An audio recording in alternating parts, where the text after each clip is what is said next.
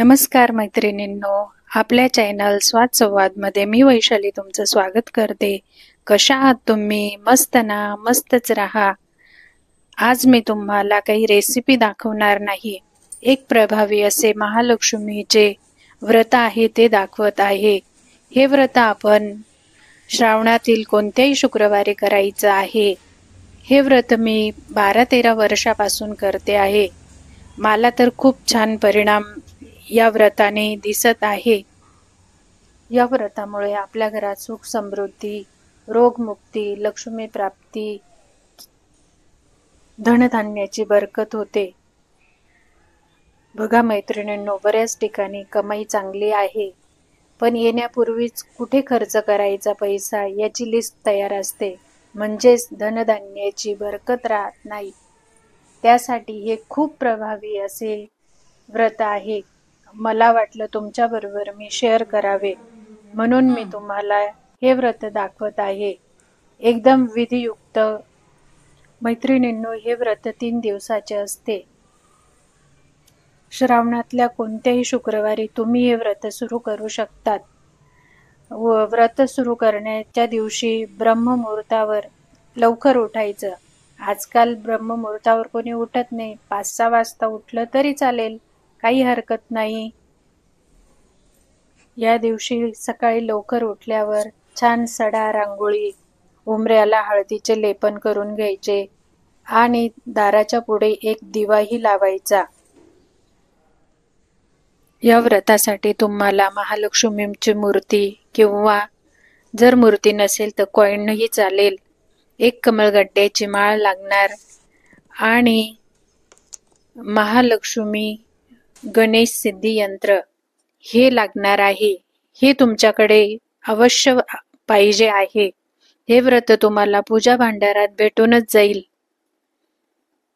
पूजेसाठी आपल्याला 1 वाटी तांदूळ हळद लावून पिवळे केलेले लागेल, 2 दिवे लागतील, 1 तेलाचा 1 तुपाचा पंचामृत लागेल, फुले फळे आपल्या आवडीप्रमाणे। सर्वप्रथम आपण एक चौरंग घ्यायचा, चौरंगावर छान लाल रंगाचं वस्त्र पसरवून घ्यायचं। लक्ष्मीचा फोटो ठेवा, तो नसला तरी चालेल। मग गणपती घ्यायचा, गणपती नसले तर तुम्ही सुपारी ठेवली तरी चालेल। छान अभिषेक करून त्याची सर्वप्रथम स्थापना करून घ्यायची, त्याला गुळाचा आणि खोबऱ्याचा नैवेद्य दाखवायचा। त्यानंतर आपण जे तांदूळ घेतलेले राहील त्या तांदळाचं अष्टकमल काढून घ्यायचं आहे। याच पद्धतीचे एक अष्टकमल आपल्याला हळद कुंकाचे एका डिश मध्येही काढून घ्यायचे आहे। जी डिश आपल्याला कलशावर ठेवायची आहे। अष्टकमल काढून झाल्यानंतर आपण कलश स्थापना करायची आहे। त्या अष्टकमल दलाची हळद कुंकू लावून वाहून घ्यायचं। त्यानंतर त्याच्यावर आपल्याला कलश ठेवायचा आहे। कलशामध्ये आपल्याला गुलाबाचे अत्तरही टाकायचे आहे, कारण महालक्ष्मीच्या सेवेमध्ये गुलाबाच्या अत्तराचे खूप महत्त्व आहे। त्यामुळे त्या कलशामध्ये गुलाबाचे अत्तरही टाकून घ्यायचं। त्यानंतर सुपारी, बदाम, 1 नाणं, हळकुंड, गोमती चक्र, कवडी असं टाकून घ्यायचं आहे। जर तुमच्याकडे नसेल तर नाणं आणि सुपारी टाकली तरी चालेल। त्यानंतर कलशाच्या अष्टदिशांनी आपल्याला हळद कुंकाची बोटे उमटवून घ्यायची आहे। ही बघा ही डिश, या डिश मध्ये मी अष्टकमल काढून घेतलेले आहे कुंकुवाचं। त्यानंतर आपल्याला आता महालक्ष्मी आणि जे आपले यंत्र आहे त्याचाही अभिषेक करून घ्यायचा आहे।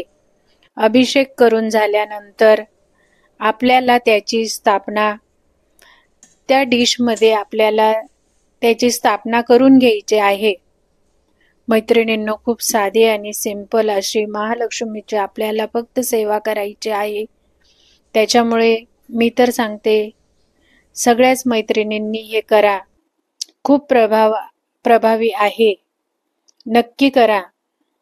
मैत्रिणींनो, तुम्हाला जर हे व्रत करायचं असेल आणि काही अडचण येत असेल तर मला नक्की कमेंट करून तुम्ही तुमचे प्रश्न विचारू शकता. मी तुम्हाला नक्कीच मदत करेल. पण नक्की हे व्रत करा तुम्ही. एकदम साधे सिंपल आहे. आता आपली पूजा झाल्यानंतर, अभिषेक झाल्यानंतर त्या डिशमध्ये आपण महालक्ष्मी आणि त्या यंत्राची स्थापना करून द्यायची आहे.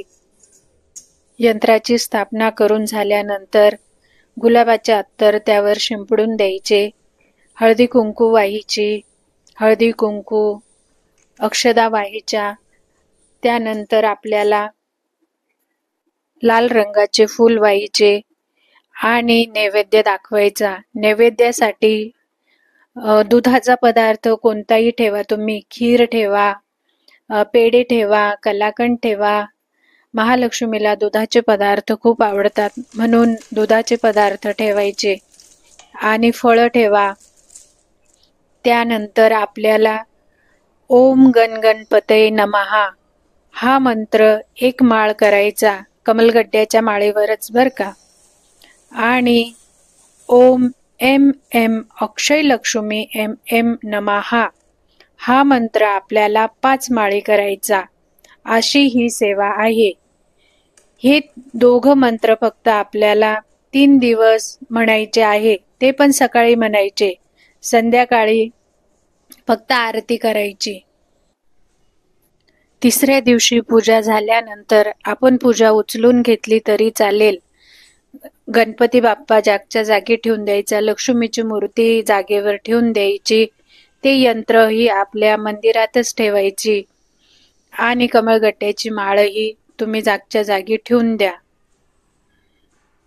आणि अष्टकमल दलाचे जे तांदूळ आहे ते 4ही कोपऱ्यांना आपल्या घरात टाकून द्यायचे आहे. फक्त टॉयलेट बाथरूम जवळ टाकायचे नाही. आणि चौथ्या दिवशी त्यानंतर आपल्याला घर झाडायचे नाही. तांदूळ टाकल्यानंतर घर झाडायचे नाही. चौथ्या दिवशी घर झाडून घ्यायचे आणि ते तांदूळ नदीमध्ये टाकून द्यायचे. बस, एकदम सोपी सेवा आहे.